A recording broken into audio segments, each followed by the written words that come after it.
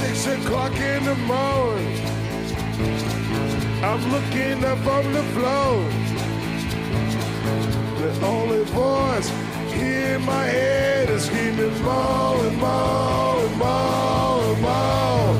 BBWG. I call it spontaneous creativity because most everybody knows that at any night there might be somebody in here and it's like, hey, oh, Anthony Cole, what are you doing? Oh man, you want to do some background vocals? Next thing you know, there's background vocals, a shaker, a tambourine, a piano part, and then a harmonized lead vocal. And the next day, Jessie Dowman's here and she's like, wow, I like that song. And I'm like, hey, you want to maybe put a fiddle? Wait, let's run that fiddle through an amplifier, you know? And when you go into it thinking about parts, you know, you get really lucky that it does pan out and actually sound like a song. In one of your recent projects, you actually combined art and music, and you're actually going to be heading out on the road as part of sort of continuing that idea. Yeah, the sights and the sounds ... kind of. We, you know, my girlfriend Brittany Schweitzer and I, you know, number one, it just very naturally came about. Like she said, tell me something to sketch. I mentioned Muddy Waters. I leave, I come back, there's Muddy. So it just sort of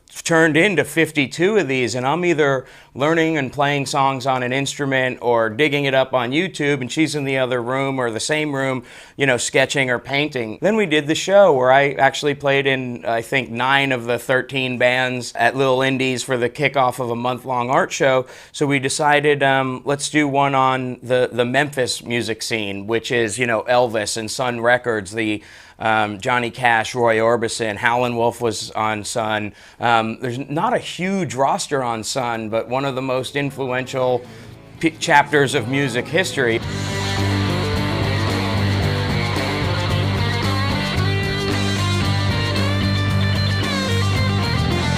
Someone said, you know, why don't you go to LA or Nashville? Well, maybe one day, I guess, but per square mile, Orlando has such incredible talent. So for me as a student, it's really a blessing to be able to sit with everybody in town who's doing stuff and who's creative. And, you know, selfishly speaking, I'm doing it for me. You know, I love all these people too, so it's a double-edged sword that makes it, you know, a great hang.